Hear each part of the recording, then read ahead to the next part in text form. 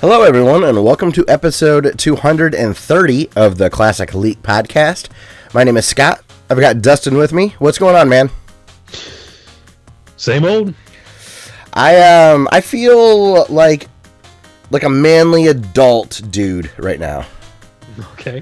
I went to go roast a chicken on my grill last week, and the burners have completely rusted out and broke. Okay. So it turns out that there are wonderful generic aftermarket grill suppliers on Amazon. So I thought my grill was destroyed. The heat dispenser plates needed replaced. The burner was rusted all the way through and fell apart. And my grate was all rusted and junky. And it is better than new. The stuff that was important to still be there, the hoses and all of that, still in perfect working condition. And the new parts, I didn't even need a real tool. It just all kind of comes apart. Like, you don't have to screw anything in. It's a very super easy thing to do, is fix your grill. Cool. The reason I got motivated to fix it was because throwing it away is such a pain in the ass. And for a third of the cost of a new grill, I got mine in better working condition than it ever was. I didn't expect that. So how it all started, though, was, have you ever made beer can chicken? Or a lot of people call it beer butt chicken. I went to go make it. I had the chicken all ready to go. It was sitting on a beer can. And I try to light my grill, and it's not lighting, and I wonder what's going on. And I look, and all the burners are laying in the garbage because they had rusted and fallen apart. So I had to take paper clips and kind of unwind them and use those as twist ties to let my burner connect to the back so that I can at least get it to ignite and release heat. Chicken turned out amazing, but I realized this is not a good solution. This is not something I can do moving forward. So, hey, Zarek Raid, what's going on, guys? What's up, Fox? What's up, Legend? Crude? Wow. Zarek, thanks for sending over all your watchers. This is awesome. Lazarus, Legend, Real Kept Rex, Ionic Architect, you, King Tiger. Hell yeah, thanks for joining. Hashtag Zarek Raid. If you guys didn't get a chance, I know Legend, you were certainly here for it, but 2 episodes ago, Zarek in his face cam glory was on the episode, so definitely go check that out if you guys haven't. He did an awesome job. You guys are going to have to calm down with the raid, Zarek. I'm not going to be able to keep up with chat. So, yeah, I noticed Zarek's been getting a lot of really awesome traffic during his Fallout streams. So I've been excited to see that. It's always good when your friend is doing really good. So, yeah, everybody, thank you very much for joining. Wow. You're doing good, Zarek. Thank you very much. I appreciate the help here, getting some viewers. So, Dustin, man, I fixed my grill. I'm excited about that. How has your week been before we jump into the episode? Pretty good. A couple of weeks ago, I bought a car. Whoa! Oh, Yeah.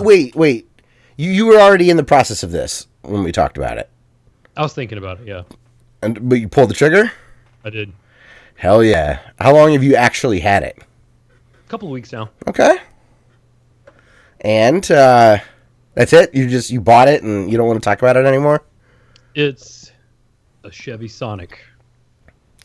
Did Sully's head explode in the back seat and you guys are going to have to make a replacement kid? Yeah. Tell me you have like a bumper sticker, like a Sonic bumper sticker, or one of those magnets that you could, or a single ring next to the logo. You got to nerd up a little bit, you know? Like one of those adhesive emblems? Yes. But it's just a ring? Yeah. Cool. It's exciting to buy a new vehicle. Yeah. It's shockingly easy now. It used to be quite difficult, but they're like, bring in a pay stub, what's your social security number? Okay, here you go. How much did you want to put down again? Yeah. Did you guys get brand new, or did you get a used car? We went used, but only had like 7,000 miles on it. Awesome. So you still have like all the factory warranty and all that stuff with it. Mm-hmm. Yeah. Hell Plus yeah. the used car place warranty and yeah. Hell yeah, man. That's awesome. So, yes. Zarek, thanks again for sending all these people in chat. Appreciate everybody stopping by. If we don't get to your comment, sorry, just keep repeating it. We'll get to it. But we are a video game podcast. If you've never stopped by before, we usually chat about our week before we get started. Then we talk about gaming news and get into what we've been playing. So, Dustin, let's get into some news this week. All right. I do have one PSA that I'd like to announce or bring to people's attention before we actually get into the news. And it's if you're an Amazon Prime subscriber, even if you don't watch Twitch ever at all, try to see if your favorite YouTube creators or podcasters have a Twitch channel and they're partnered. Because every month, Amazon Prime allows you to donate $5 towards any Twitch streamer that has that threshold where they can accept monetary subscriptions. And I never watch Twitch, but I set a reminder in my calendar every month to donate. So, like this month, I did Easy Allies. I did Day 9 in the past. I've done Scott Johnson's The Morning Stream. But it's a nice way to give a $5 tip to content creators that we support. And we're not on Twitch partners, or you can't subscribe to our Twitch channel. So this is purely a for the greater good sort of a comment. Yeah. So, all right, man. Well, hey, let's get into some of the news this week. And also want to thank Hugh and Rob real quick for coming on last week. Last week's episode was a lot of fun.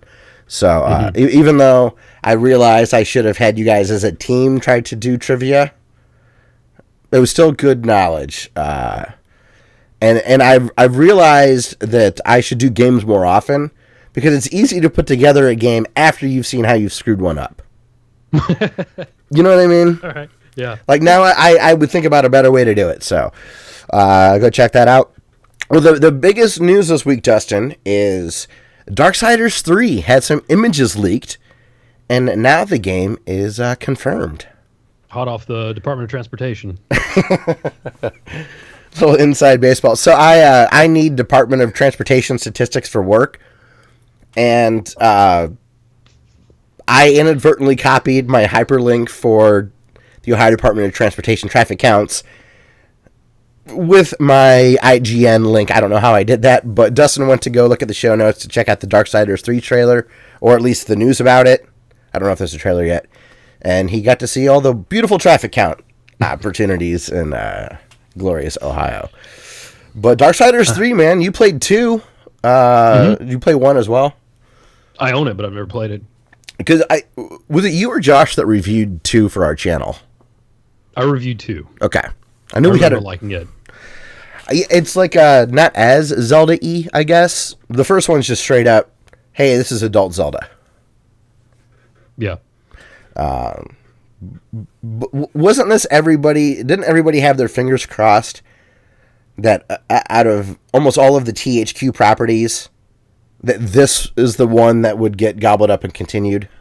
Right. Yeah. That's why this is making such big waves. Yeah. And I didn't even think of that. And it's cool. It's all coming full circle because when THQ liquidated and people bought up their different properties and stuff, Nordic Games bought Darksiders, but then they also rebranded the company of Nordic Games as THQ Nordic.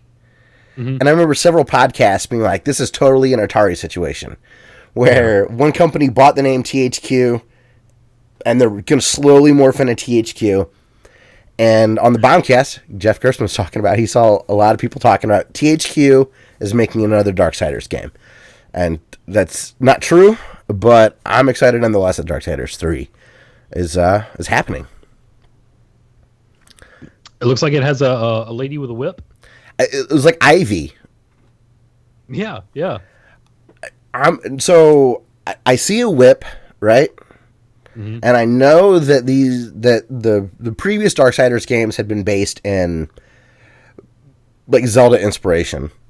Mm. Are we maybe going to get a really good 3D Zelda cross Castlevania? Oh. Could it? I don't want. I know. I don't want to get too excited. But if it even sniffs that, I will be very happy. Yeah. Give me a 12 to 15 hour hack and slash Zelda Castlevania. Yeah. Zelda puzzles, Castlevania action, Castlevania aesthetic. I've never pictured any of the Four Horsemen as a female before. This looks to be a female Fury. And am I just wrong? The Four Horsemen wasn't... One of them wasn't like a man or a woman in the Bible or whatever, right? Like in Revelations? I don't think so. And the Four Horsemen for Notre Dame football, those were all dudes. It was an all-boys school back then. So, I don't know. What would be your, out of the little teasers that you've seen so far, what might be your hopes for Darksiders? Metroidvania exploration.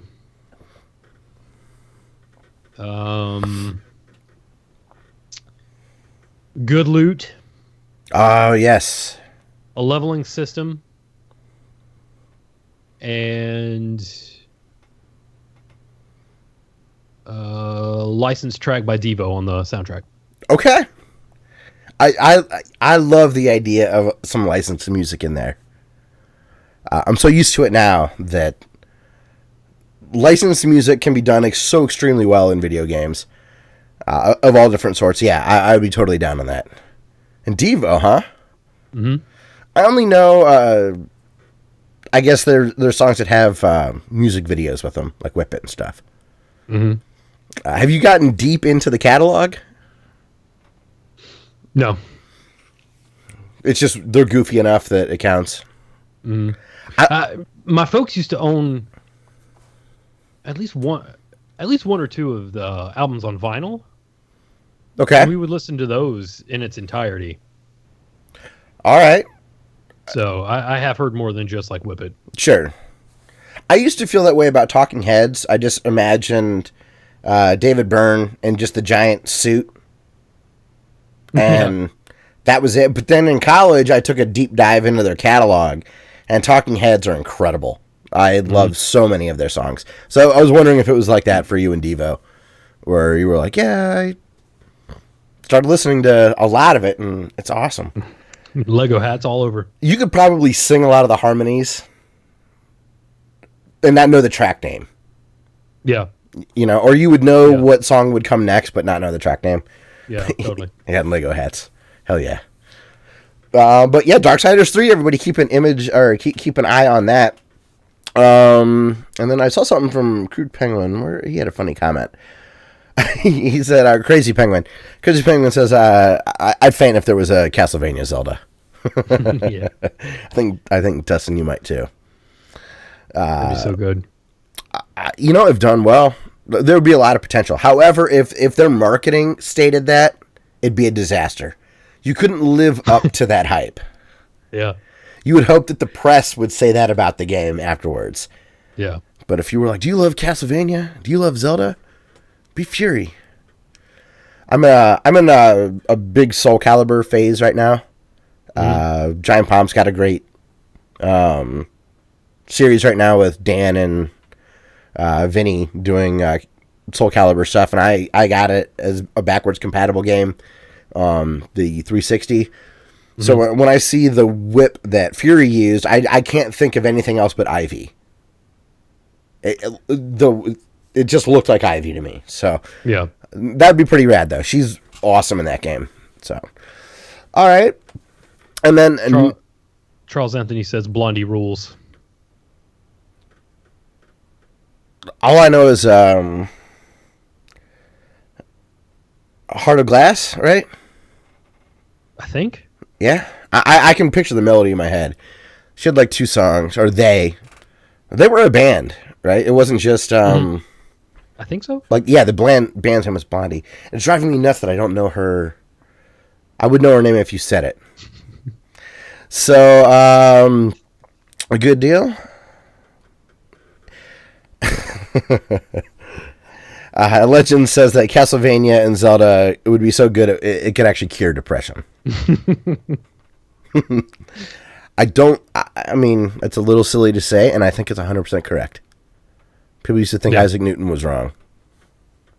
So, next thing in the news, Nintendo proving that they are not dropping support for the 3DS. I mean, they are, but they're releasing a 2DS XL. With all of the beefed up stuff. It's got the little nubby joystick on it. It's clamshell instead of the dual screen brick that was out, and it has the updated CPU. So was it one game Xenoblade or something took advantage of that. Sorry, my allergies are killing me today. But it looks cool. If I was in the market, I would consider getting one of these instead of an actual 3DS XL. I might get one of these instead. I still have my cracked screen on my 3DS before the 3DS XL was the thing, and I never used the 3D. So I'd love to get one of these. The black and teal clamshell is rad. Yeah, it just looks awesome, I think. Crazy Penguin says that the new 2D or 2DS XL he thinks looks stupid, and I'm mad that he just got a new 3DS. I'm one of the few people that I keep my 3D cranked all the time when I play it. But the more I've done the podcasts and followed other gaming outlets and listened to other podcasts, the more I've realized I'm in a very small minority in people that keep the 3D cranked. Other than like Pushmo and 3D Land, it's kind of tough to make a case for that being a feature. Yeah. I just, because if you turn it any at all, it ruins the effect. The newer one isn't as bad. It's better, but if you want it to get wonky, it doesn't take very much for you to for that to happen. There was a Rayman was a near launch game from Ubisoft. It was like a port of the Dreamcast Rayman, that first Try It 3D. That one was impossible to sync. It was you always had double vision. No matter where you placed the screen, it was garbage. I was so disappointed. I don't remember if they sent us that for review or if I bought it. But I definitely like you remembered if you bought it. I traded that in. I feel like it would have stung a little more. I still remember. All your logic is why I'm not 100% sure, because if it was review, I wouldn't be so mad about it, I would think. So, good deal. Well, that's interesting to take a look at. Also, if you're interested in checking out any of our sources for news, I have them linked in the show notes. You can find that link in the description of the podcast once it's live on YouTube, or you can just go to classicl337.com. We'll be good to go there. And also I did want to make one comment about that 2DS XL. Products like this are why I don't even bother questioning Nintendo anymore. They're so unpredictable. It seems so obvious to make enough NES classics to meet demand, but they're so interested in other things that they're rich. They make $1 bajillion even when they're quote unquote down. So whatever they're going to do, I just kind of wait and see what the news is. A lot of people had a lot of angst over the Switch specs and potential battery life issues and all that, and bending and all. When it comes down to it, the Switch is just super fun, and it's great so far. So, also in Nintendo news, this is sad, but it's nice that this gentleman is getting the recognition he deserves. Genyo Takeda has retired from Nintendo, so he hasn't like passed away or anything, but he was with the company for 46 years. So if you add that's pre-NES, that's pre-Game & Watch. This is before they took over video games, right? Mm-hmm. And he's the man that invented the analog joystick for controllers. Joysticks had only been used in arcades and very shitty like handheld games prior to that. Gunpei Yokoi is the one that developed the D-pad, which we'll get to here in a second with the news. But Genyo Takeda changed gaming. I mean, that 64 controller design was funky, but that analog stick changed the way video games worked and how we played them. And they still use the same principles as he had, for the last 20 years. That's incredible. Is it his fault that they wear out so fast? I'm going to blame that on the product, the logistics people, the product procurement. Okay. They did redesign it. Do you have for the short? There was some that came out. It was like a more kind of squat, more short stick. It was a revamped version. It's in my other room. I can try to send you a picture of it when we're done.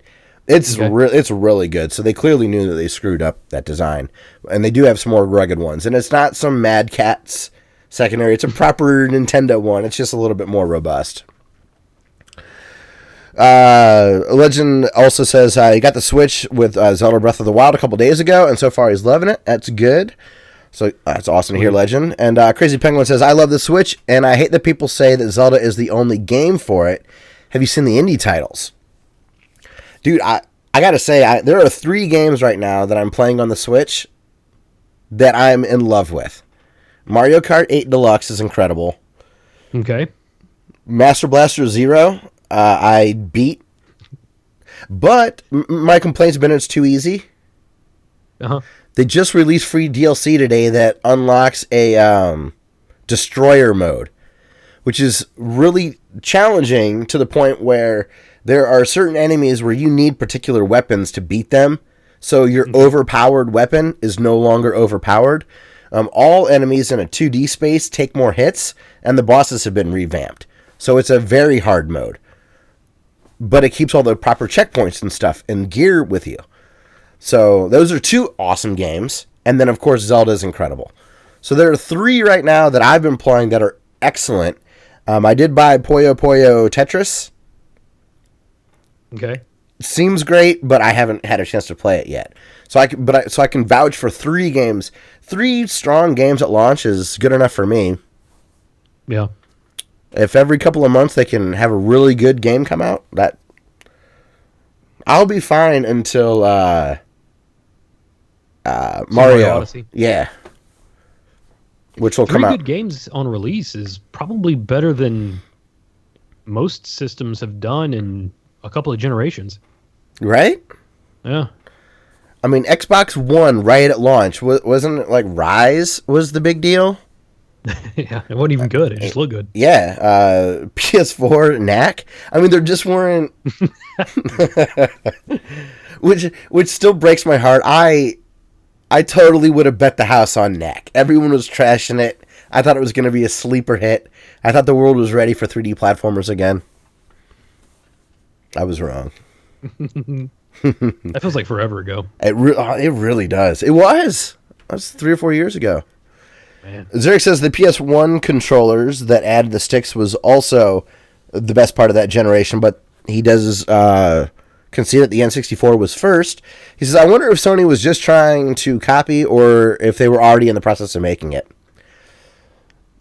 I bet that there was probably a good chance that they were in the process of it. Doesn't that feel like one of those natural evolution things, but it's the mechanic of how they get it to work that they might have done differently? Yeah. Like, it just seems like an obvious thing to have to do. They probably were like, oh, those bastards. We got 2, but those bastards. Either that, it was some awesome, like, corporate espionage. I love the idea of just this, like, shady, like mystical, single light in a room, hidden secrets between each other. That's so cool. I mean, it's silly to think of it that way, but I picture it like noir. Disgruntled Sony and Nintendo guy getting together, swapping joystick secrets. Either that or just Sony's ninjas breaking into Nintendo. Oh, okay. I like that. Genio Takeda walks in and catches them. They throw a smoke bomb and vanish. I'm picturing that it was Genyo was like a huge Final Fantasy fan. He's been a Nintendo lifer, played all the games. Suddenly, PS1's got 7. He wants the early copy. He does insider trading for dev builds. Hey, this might help you guys in the future. I know it's silly, but congratulations to him on a very successful career at Nintendo. And it's pretty incredible. I mean, they do some things that are easy to criticize from a consumer standpoint, but boy, they have a lot of lifers there that have changed the way we consume entertainment. Mm-hmm. I don't think that should be lost on people. Next, this is really cool. The Gaming Historian. I would love to call him a friend. Maybe someday we'll be able to have him on the show. But Norm, Gaming Historian, put out a video on the history of the D-pad. Did you get a chance to watch that by chance? Not yet. I saw it in our YouTube queue, but it's like 6 minutes long. It's one of his shorter videos. Mm-hmm. And I was just embarrassed that I learned nothing new. And that's not to say that his video, it was excellent. It was very well researched. I think I've just heard people talk about Game & Watches and the D-pads and Gunpei Yokoi developing the D-pad so that the Game & Watch could still fold and they could play Donkey Kong and all that stuff. I just thought that he might say, actually, that's the misconception. But it was the truth. It's not that common knowledge. I just like old video games enough to know that, I guess. But go watch that. It's excellent. Norm's right out of the gate. It's just been awesome. His information's been incredible. I mean, in 2009, no one had good fidelity with their videos. But his information has always been amazing, and now the fidelity of his videos is incredible. He also put up today, he's doing an Indiegogo for pre-ordering his Blu-ray, and it's 16 episodes with commentary tracks from him and people like The Completionist and Pro Jared, and I think that's awesome. I really enjoy supporting. Like I've bought the Retroware TV Video Game Years DVDs. I've bought the Angry Video Game Nerd Blu-ray. So I pre-ordered this right away. I would like to give Norm $20. I'd like to buy him a round of beers for all the entertainment. Yeah. So if I can get a physical copy, then it's $20 for all that extra. He's remastered all the videos to the best he could, and it's great information. So definitely go check that out. Somebody needs to pay him for all that research. He's really started to get quite a few. His channel's growing very well. So I'm impressed. Do you have any videos of his that stood out? Is there any that you were like his? What was it? It ended with Coldplay playing My Life in Technicolor. What was it? Oh hell, the Dreamcast. It was his Dreamcast video. Okay. That one's really good. His Super Mario 2 one's excellent. The Dreamcast one is really good. Because that gets into the weirdness of what happened behind the scenes. Mm-hmm. The Nintendo lawsuit ones are always really fascinating. Because Nintendo's won some, they've lost some. So, good on him. Alright, well, Dustin, I think that's kind of it for gaming news. Nothing else I can really think of. There was some other stuff this week, but that's kind of it as far as what caught my attention. We're starting to hit that pre-E3 dearth of news, which is insane to think about. The fact that we're about halfway done with this year. Goddamn. Kids are almost out of school. They are. E3's coming up. Summer. Yeah, I got the Indy 500 in a month. I'm very excited about that. Yeah. I got a girl that works. Man, life is good right now, I guess, right? It's the simple things. So, well, yeah, that's going to be it for news. So, Dustin, let's do, I kind of screwed up the notes, but let's do our YouTube channel of the week. So, channel of the week. Week. So, who do you have this week for us? Let's do... Sorry, I'm cutting our notes up. Okay, there we go. Go from memory. Oh, there it is. Let's go with Your Movie Sucks. I like this YouTube channel a lot. Yeah. He goes through and he breaks down movies that suck. And he'll be like, why did you do this? Why wouldn't you do this instead? How come? And it except he does it in a way that's funny and not monotone and boring like I just did. But I have the one I would recommend is watching. He did a couple of videos on World War Z with Brad Pitt, and they're excellent. Go check them out. Yeah, I would highly recommend it. And as a small tangent to that, I did not like Doctor Strange very much as a movie, mm-hmm. and CinemaSins did a Doctor Strange that it hit my complaints like very well. I was very pleased with how that video turned out. He does that to some movies I like too, but I love when he shreds when I don't. What were you gonna say? It always feels good when your nitpicks are vindicated by a critic. Because sometimes you feel silly. You're like, I'm upset over a Marvel movie not making sense. Right. That's a silly thought to have. Yeah, it looks like chat's like Grim Reaper's like, oh man, E3 is like right around the corner. Let me know if anybody in the chat is going to E3, or would you go to E3? This is the year that it's officially like wide open to the public. It's always been relatively easy to go, but I think it's like $250, $300 to get a public ticket. Hmm. And I think there's 15,000 people going. So if it wasn't available hard to get things done at E3 before. Oh God, I feel so bad for the press people. Yeah. I like E3. It lets me take a week off of looking for show notes.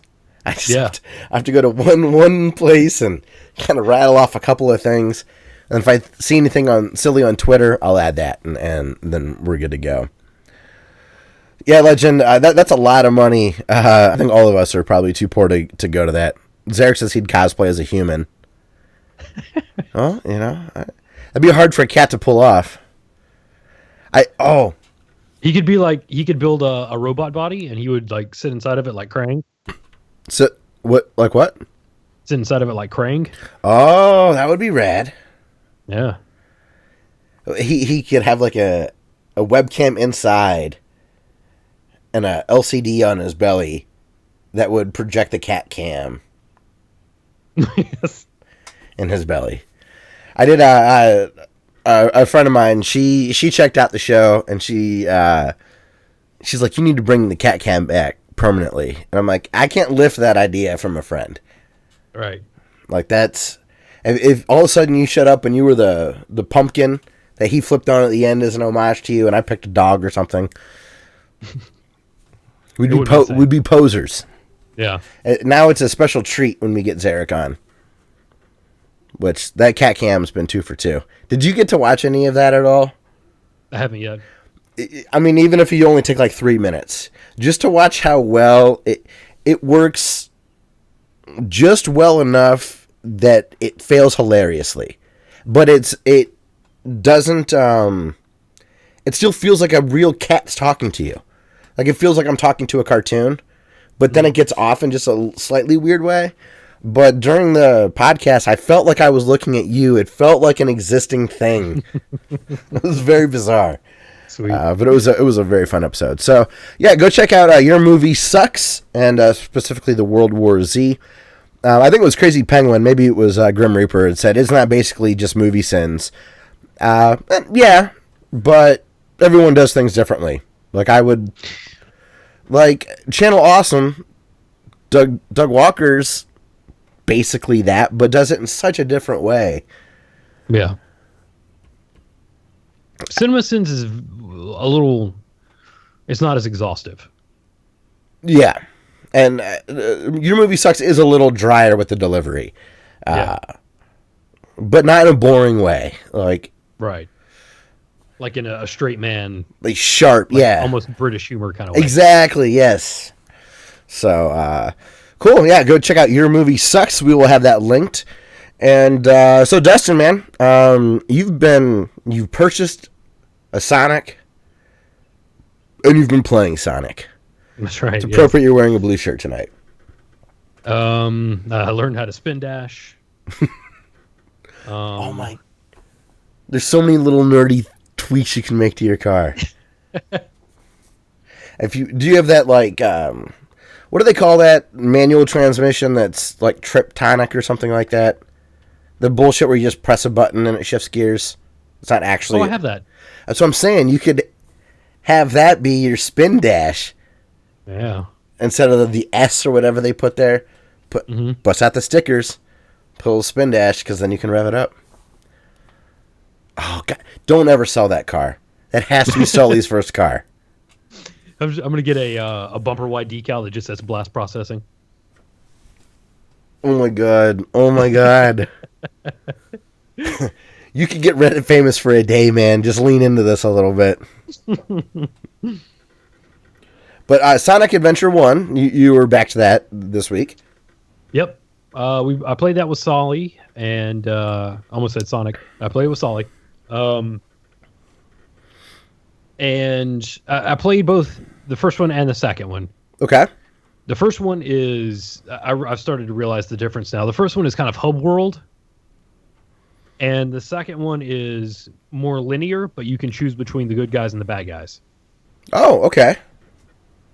So you can choose, like in the second one, you choose Sonic, Tails, Knuckles, and in the bad guys, you can choose Robotnik, Rouge, and Shadow. There's something about like the negative world Shadow Sonic or whatever that would look kind of cool to me. Crazy Penguin was asking, I think, why we didn't talk about the Target Mario stuff or Call of Duty World War II. Did you see the Target Mario? They put decals on their shopping carts to make them look like Mario carts the day of. Cool. It was pretty cool. And Call of Duty World War II, the only reason is Dustin and I don't talk about Call of Duty. Neither of us play the game, so it's tough for us to... Black Ops 2 was good. Yeah, I mean, I think World War II is incredibly fascinating. I'm curious to see how they do it. I do hope that there's some freaking Iwo Jima. That whole battle blows me away, and it's never done in video games. It's always the European side. front. It's never the Pacific stuff. So I do hope that there's more of that in it.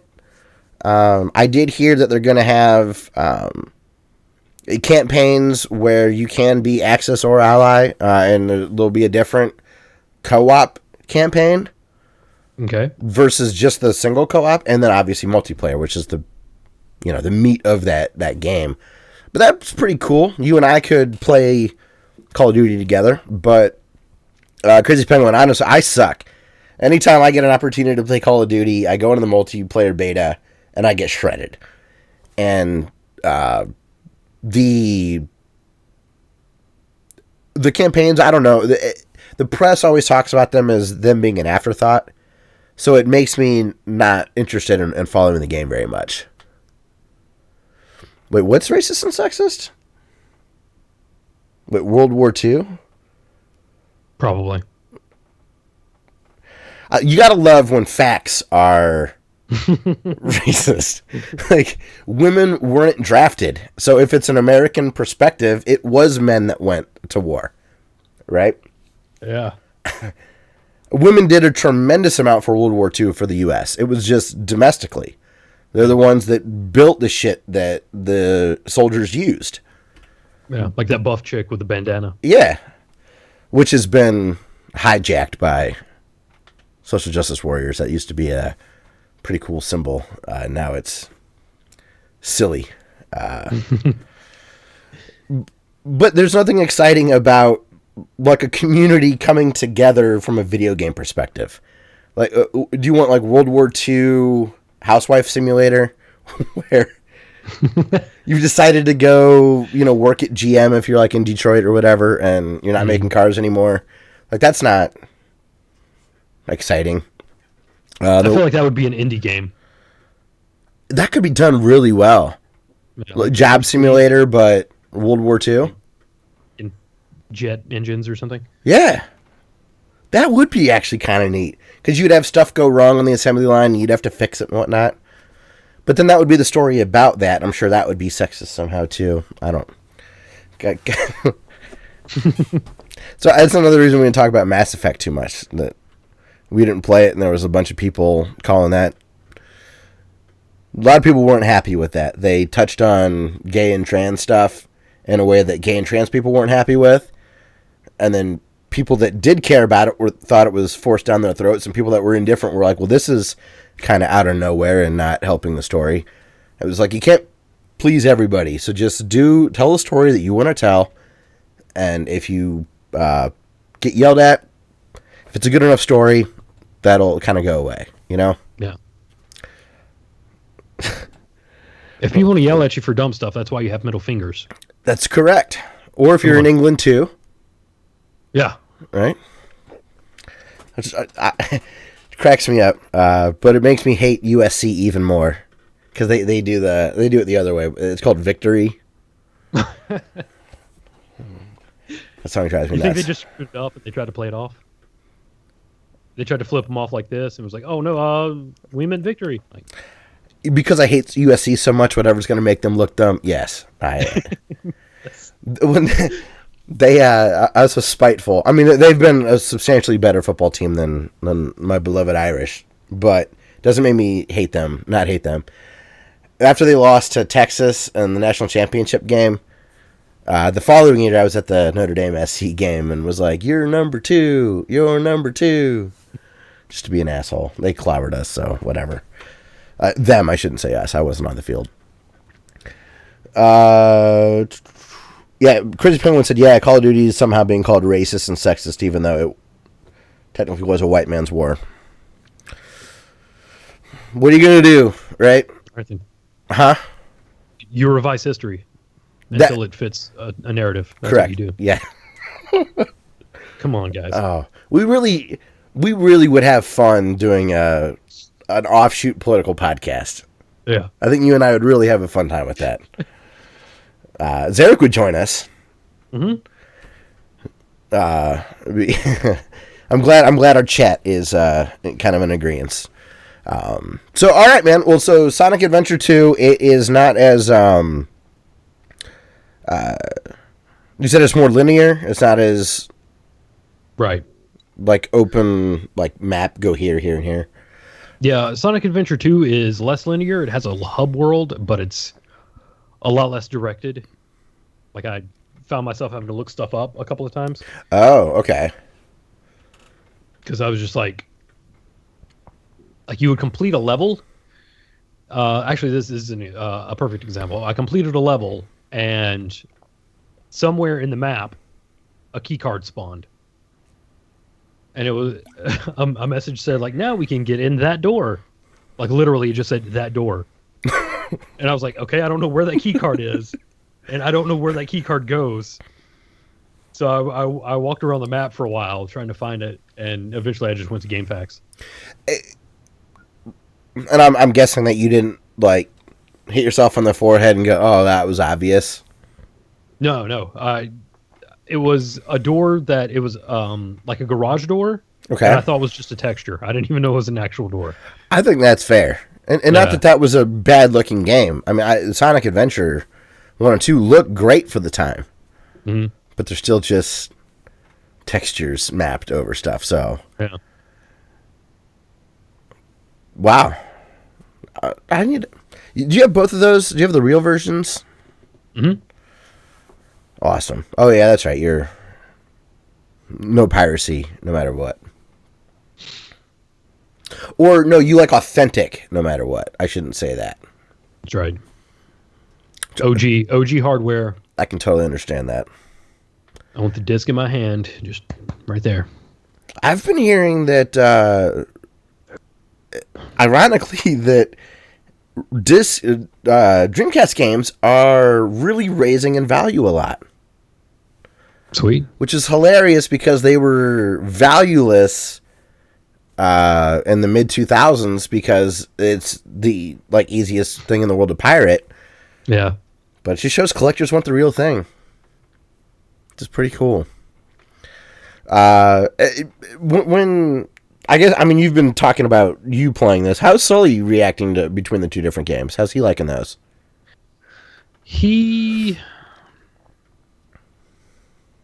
So this was something I was thought. This is kind of a tangent, but this is something I thought of.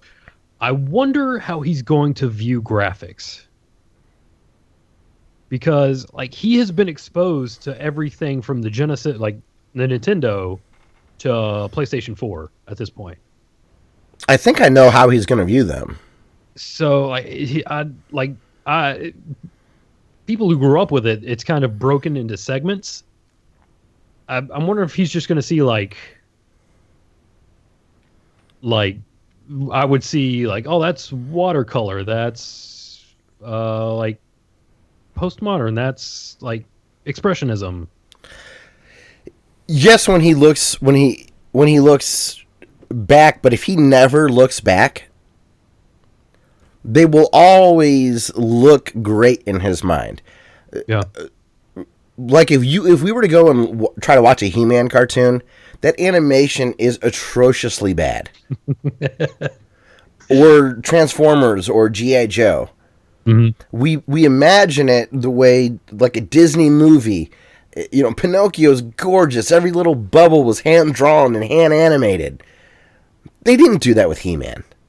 Right, yeah. But I remembered the animation being as smooth and as good. And it's not until I look at it now I'm like, oh, wow. That was really, really garbage. Or Return of the Living Dead scaring the hell out of me as a kid. I see it now. That was the first thing that ever gave me nightmares. I look at it now and it's ridiculous. But it felt like the goriest, Saw thing to me. So I would imagine that if he never looks backwards, they will all look gorgeous in his mind. But he's your son, so he's going to look back and go, wow, there was a very clear evolution here. How'd I ever play this, Dad? Well, son, I forced it on you. That's how. Yeah. He'll be grateful. It was for your own good. I really do think that he'll look back on it. You're really lucky that you've ingrained a tremendous amount of video game playing that he'll genuinely be nostalgic about. He'll have legitimate, real memories and real sensations and feelings about the game Mario and Sonic the same way you and I did, as well as the newer stuff. That's pretty cool. Yeah. I'm that way with certain music. Fleetwood Mac was in the 70s, but it reminds me of the 80s because my mom would listen to it, cleaning the house or whatever. But I go, listen. Oh. I should make him drink one specific drink every time we start playing video games. Like orange Gatorade? I support that on every level. I still love lemon lime Gatorade because it reminds me of playing golf as a little kid. Yeah. I can't have a watermelon Jolly Rancher without thinking of Sonic the Hedgehog. Yes, take advantage of that little brain as it's forming and rig it hard. You can Life take his... Yes. He can screw up when he's 17. You take his car away from him. But if he has that orange Gatorade, he'll be like, I don't hate my dad that much. It's like Pavlov's children. So, right, isn't it Pavlov's dog and that who... Mm-hmm. Yeah, ring the bell. Yeah. There we go. Good deal. Have you seen anything else about Sonic Forces or Sonic Mania coming out? Was it Super Bunny Hop? Did they put out a video about? Yeah, they did. He went in depth talking about Christian Whitehead. Okay. He's the guy who did the iOS Sonic games. Oh, okay. And I think he's helping develop, or he did develop, Sonic Mania. Okay. And he went in depth with that. Other than that, there's no like release dates or anything. The one that is more akin to Sonic Generations. Mm-hmm. Forces. The 2D aspect of that looks so amazing. The way that the way that Parallax scrolls in the background, and it looks like Nintendo softness with the graphics, and the proportion looks good for a 16:9 screen ratio. Mm-hmm. I'm excited about these two upcoming Sonic games. I keep waiting for them to. Generations is so criminally underrated. I'm excited for another thing that feels that good. And I think both of these might do that. Fingers crossed. Zarek says he should do ecto coolers. I would, but they don't make them anymore. That's the problem. The stupid movie was stupid. I think they lost $70 million or something absurd like that. And the thing is if they just would have wrote a good movie and not used cartoon graphics, the cast could have been fine, but the movie was awful. Like the story. If you would put the same dudes, the original cast in, rest in peace, Egon, but if those same actors would have done that story, it would have still been a terrible, terrible movie. Yeah. They should do the Extreme Ghostbusters from back in the late 90s. I never watched them. Is that when... Oh, man. Did Janine have a backpack then? Or was that in the regular... The OG real Ghostbusters cartoon's on Netflix now. Yeah. But I don't know the Extreme. Ghostbusters. It was like a goth chick, a token black guy, a kid in a wheelchair. But it was good. I remember really liking the what you call it? The theme song. It's highly rated. Extreme Ghostbusters. Oh, I like that art style too. Mm-hmm. It's kind of like Venture Brothers a little bit. Sweet. What, you've been playing anything else, man? No, I missed Cyberpunk Saturdays this weekend. I was messing with my garden. I planted a garden again. Did you get your family to help? I know they had mentioned it was like your father-in-law or something. Yes. Yeah, he brought his tiller over. Mm-hmm. And what took me probably 2 weeks last year took me about an hour this year. It was great. Sometimes it's like, okay, it's worth investing in a big boy tool for this. Yeah. So big ups to science and technology for making stuff easy. Big ups to science and technology. True words are spoken on our podcast. And that's just, not considering all of the diseases I've never died of. Yes. That's funny. Way to qualify that. Yeah. Not forgetting about you things that I didn't catch or am immune to. Well, cool. I'm glad to get some updates. If you ever have excess and need to spend $50 to overnight some produce to me, don't hesitate, man. All right. So I have been. I noticed a cool trend. And I'm appreciating it while it exists now because my days of this existing are bleak and small. You remember 3D Blu-rays, right? That was a big deal. But when you bought a 3D Blu-ray, it generally came with a regular Blu-ray too. So you usually get 2 discs. 4K Blu-rays are doing that. I pre-ordered John Wick 2, and I get the 4K UHD, and it comes with a regular Blu-ray. And I pre-ordered Logan. Same situation.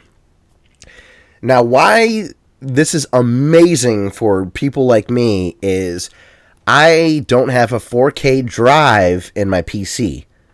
I don't even think you can buy those yet.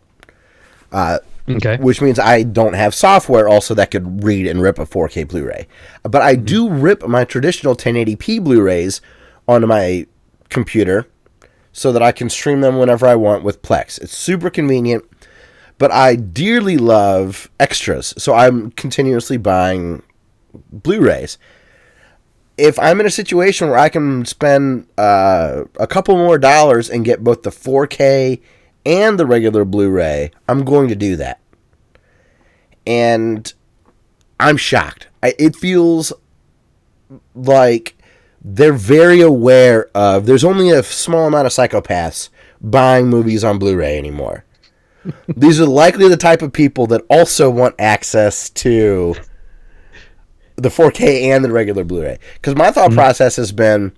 I'm going to buy it on 4K, and I'm just going to pirate the 1080p version. Like, I can't rip it. When I eventually can rip it, I will do that and compress it. But, yeah, so I'm going to be able to get John Wick and Logan and do my make MKV and then handbrake to compress it down, and then have the gorgeous Blu-ray to watch on my 4K TV. And I'm floored. That seems like a request that only I would want to make, and maybe Will Smith attested or food. Yeah. But I'm super grateful for it. Have you seen Have I seen what? John Wick 2 yet? Yeah, I loved it. Yeah. Cool. I'm very excited to see it again. Yeah. You remember we were talking about it? We started talking about your jiu-jitsu. Oh, right, yeah. By the way, how's that going? Still doing the Brazilian jiu-jitsu? My coach has the flu this week. Okay. So I have not been in the gym because I'm going to wait until they burn all the mats and replace them. Should be like, dude, you're a black belt. You don't get sick. Right. Should your chi do something? Right. Go back to the 80s cartoon references. Eventually, you'll come up with some justification why you shouldn't be sick. But so I haven't gone this week, but yeah, slowly but surely, I'm getting better. Hell yeah! Last I went Thursday and we did jiu-jitsu. I only got submitted once, and it was because I was paired with this guy. He's probably like 6'4", 250 pounds, and he's a blue belt. So he's a belt above me. I mean, he's basically Mega Man. Yeah. But yeah, he got me in a wrist lock that I couldn't get out of. Oh yeah, that's an instant done. I am not. Yeah, he had his knee on my one arm. Okay, and then he was doing a wrist lock on my other, and I was just like, "Yeah, you got it."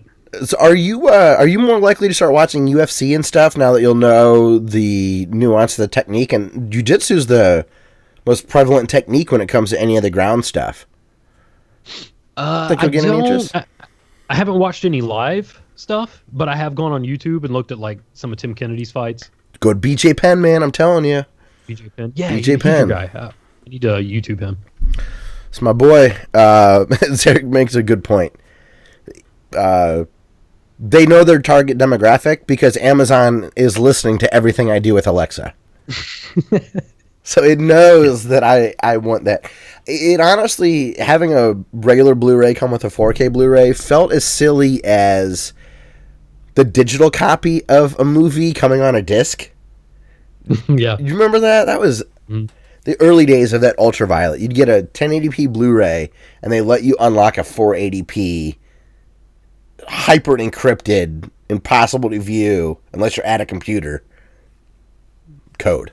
Shitty. Yeah. So I'm excited about that. It's very cool to be into something niche and have it be catered to.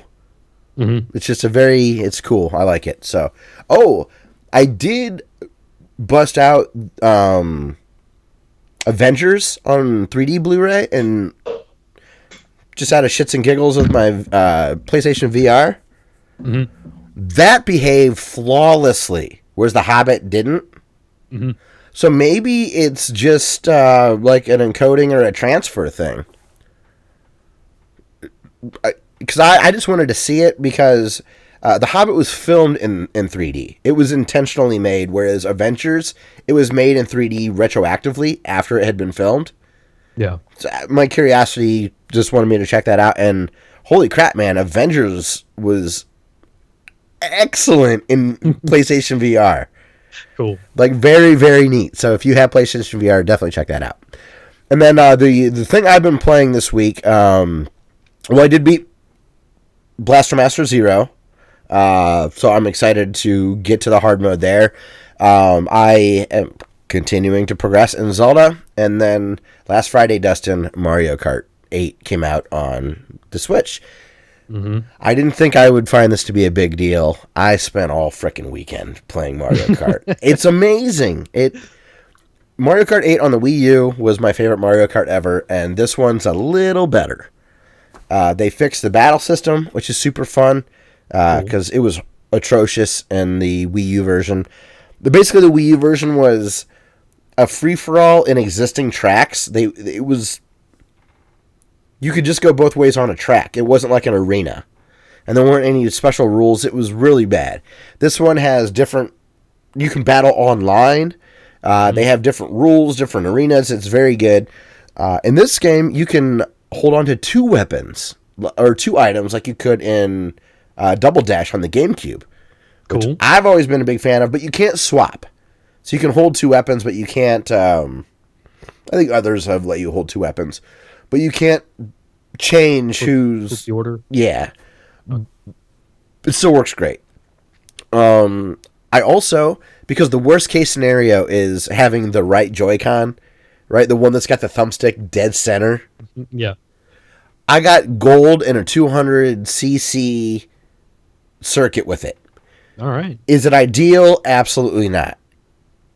It is totally serviceable.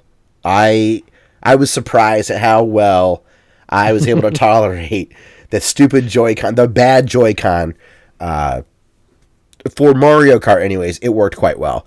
Cool. I think they tweaked 200cc because it wasn't impossible. 200cc was impossible for me on Wii U.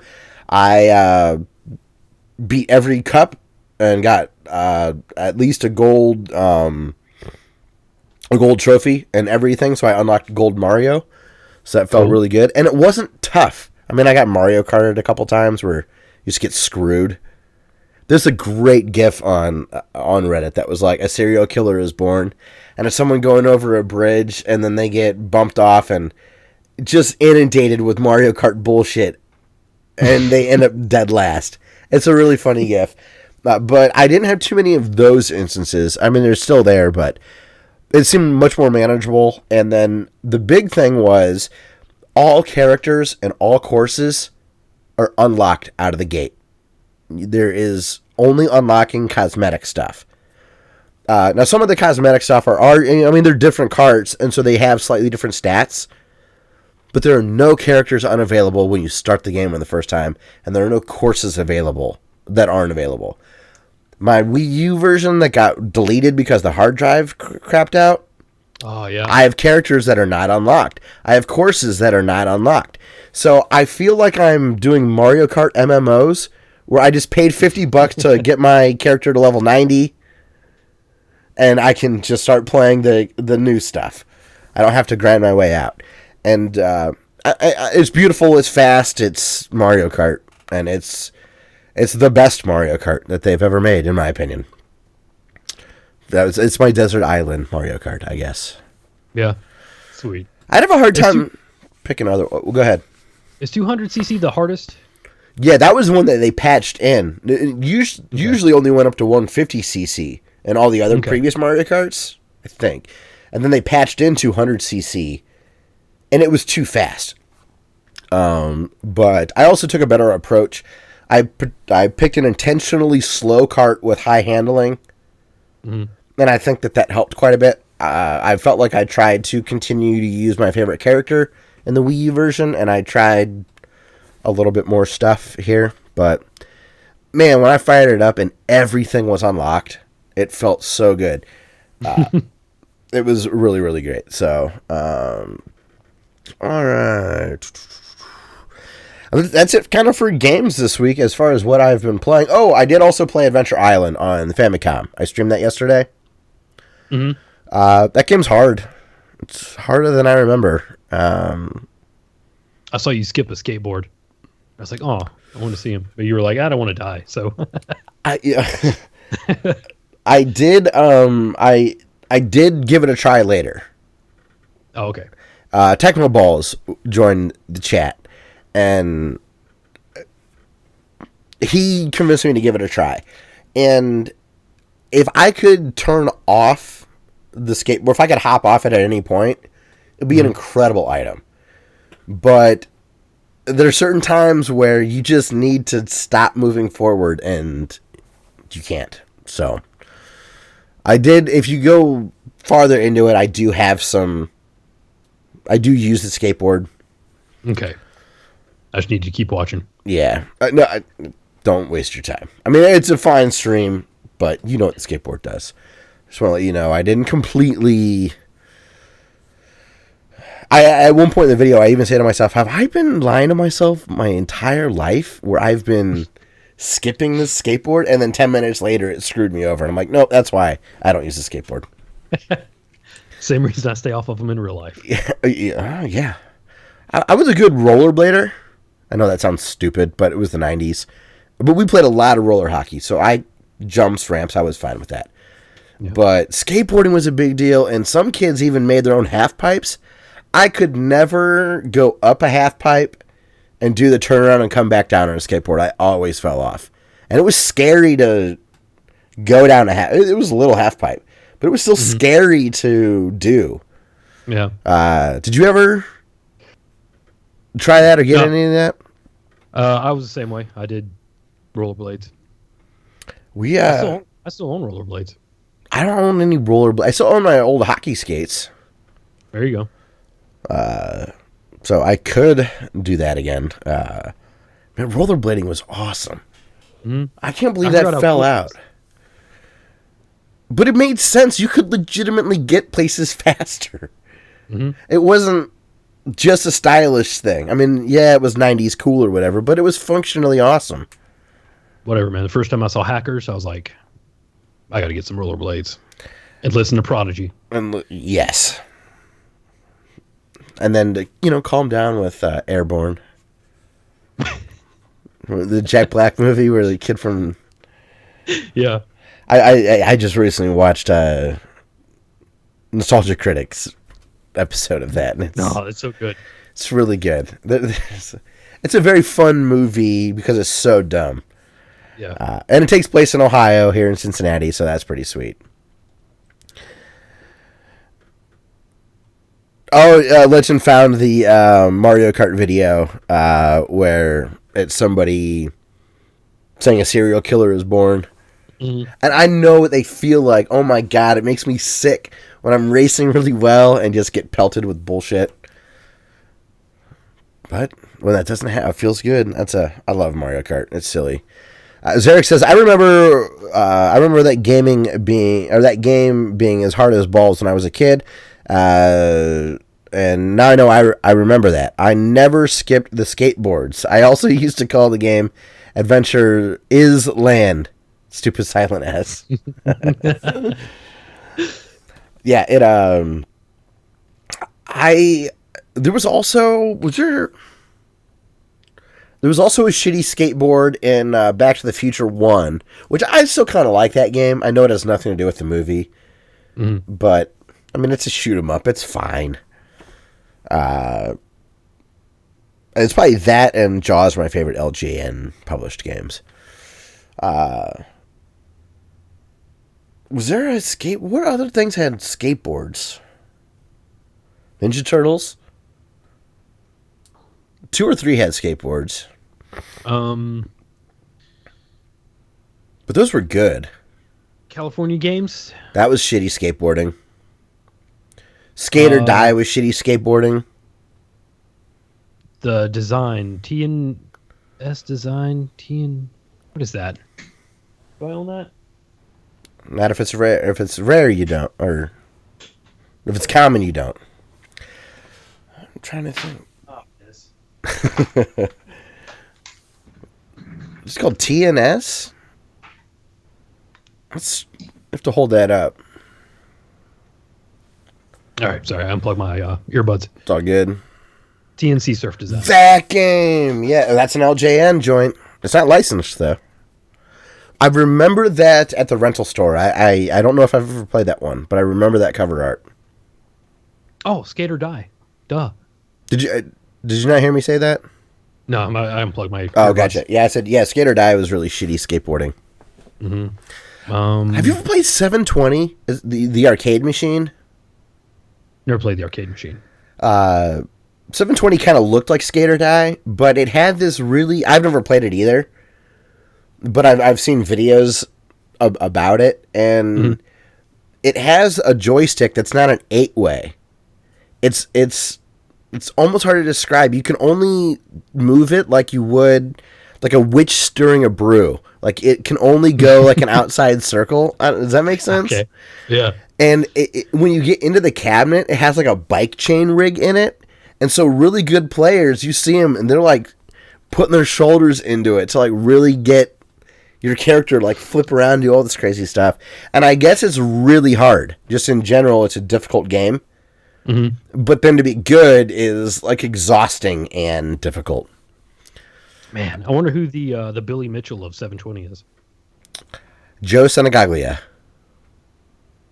I know that. Wow. Yeah. All right. That was your Jeremy Parrish moment. Right. He's like enormous shoulders from cranking that. He probably, he might be.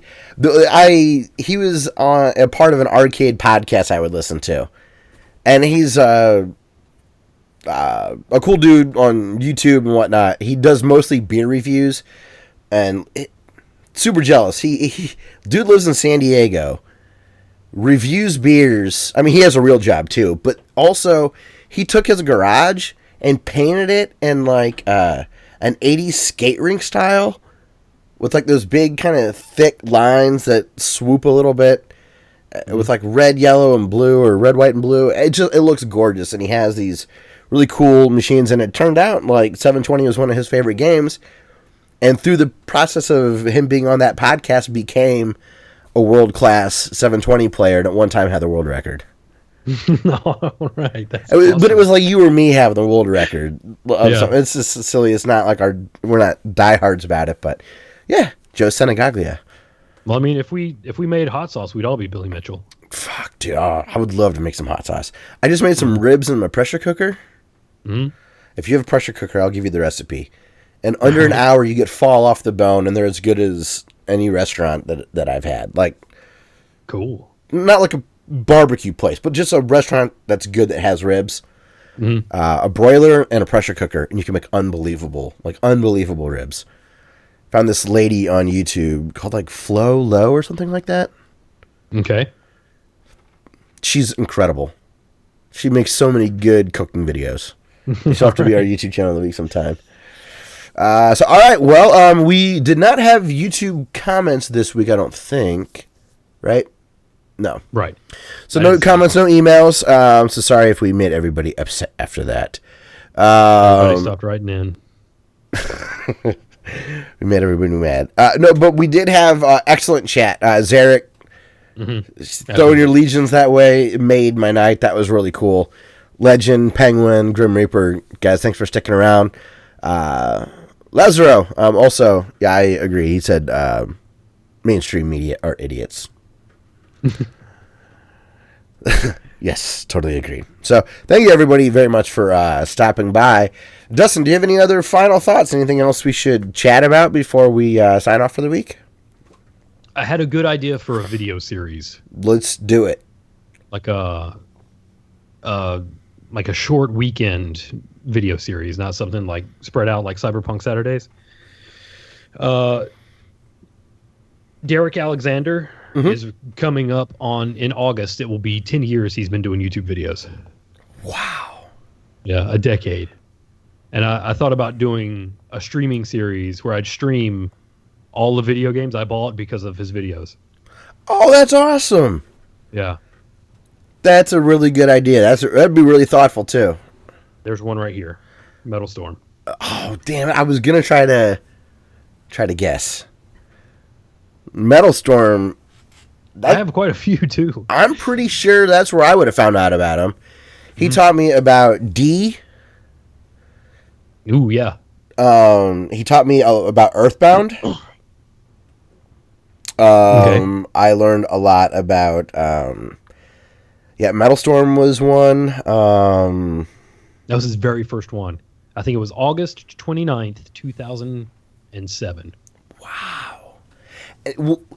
Also insane. He felt like Johnny Come Lately. Yeah. Yeah. It was like, oh, here's another happy console gamer, another AVGN ripoff, a happy video game nerd, another. And it's hilarious because I like both of those. The three dudes that I would have yelled at for like ripping him off, I'm still huge fans of. Doug Walker and Derek Alexander and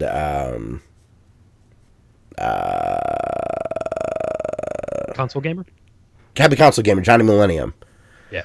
Still a huge fan of all these guys. And I would have never have thought that they would have hung around. I never would have thought I'd still love watching YouTube as much as I do 10 years later. The Irate Gamer was the only one that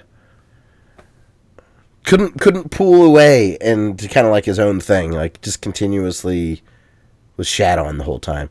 I never watched much of his stuff. I don't have an opinion on him either way. But everyone else seemed to separate themselves in a very cool way. That would be sweet if you streamed Derek Alexander. You could call it like Derek Alexander cost me. Yeah. Yeah. He did some... his Earthbound video still. I had no idea about that game. Oh, wow. I felt like I'd heard of it. Like, it seemed kind of familiar. I had no idea what it was about. I didn't play... When I watched his Earthbound video, I don't think I had played through Chrono Trigger yet. I never really completed a JRPG. Although we can't talk about Chrono Trigger too much. Zerk's in the chat. That's true. I still really enjoy that game. That would be one of the last carts I would sell that I have in my possession. If I was getting rid of if I needed to keep everything in just one shoebox, that'd be a cart that I think would still make it through. Even though I'm not a big JRPG fan, there's something about that game I really, really love. And there's a Rickroll in it, which is awesome. So, all right. Well, this week for, I guess we'll do social media stuff. Our streaming schedule, Mondays and Thursdays, you can check something out. Tony's going to be putting something up on those days. He's been really busy with work, so it might be a little light over the next couple of weeks. Tuesdays, I'll be streaming NES games. Wednesdays, we stream the podcast live. All of this stuff is on YouTube. And then Fridays, the archive of the audio or the archive of the podcast goes up. And on the weekends, usually Saturdays, Dustin plays Cyberpunk games. This week I guess we have other social media stuff. Instagram. I've been pretty proud, man. I've been slowly getting up there in the likes. I mean, it's relatively small. But I'm starting to get a lot of good hits and regular hits on my silly Instagram videos. All right. Or not videos. The most recent one that I did was I got a Famicom cart that had Magic Marker on it. And something like permanent markers on video games has been a worldwide problem for 30 years now. Or something like that. and random people are finding them, which is fun. So you can follow us on Instagram. I've been having a good time with that. Also, Twitter and YouTube. Those are the 3 platforms that we're the most active at and easiest to reach us. I do check Facebook often enough, so if you'd like, you can follow us on Facebook as well. And yeah, those are kind of the main things right now. We also are on Beam and Twitch. We do some streaming there, so follow us if you would like. And then that's going to be it. So, Dustin, this week, someone that I really, really like a lot musically is did a full project called Smiletron, and now they're on to a project called Triangles. Triangles is really good, but it's not video game or chiptune related at all. So in honor of that, I'm going to play one of my favorite Smiletron songs, because that is a chiptune based project. The Smiletron's entire catalog is available for free. It's vast. Like 150 songs maybe. And it's this song is called Immerse, and it is a stop and smell the roses kind of song. It has a lot of like it's not real catchy, but has a lot of really interesting things going on with the sound, and it uses a bass to kind of help drive the melody later in the song, which is an interesting way to do electronic music. So it's off the album Solstice. The songs are free. I would still recommend giving, I think his name's David, giving David some money. He's in Nashville. He's a Nashville boy. Oh, all right. So they're in Music City, kind of making things happen. So go check that out. Smiletron. The song's called Immersion, and we will see everybody next week for episode 231. Boosh.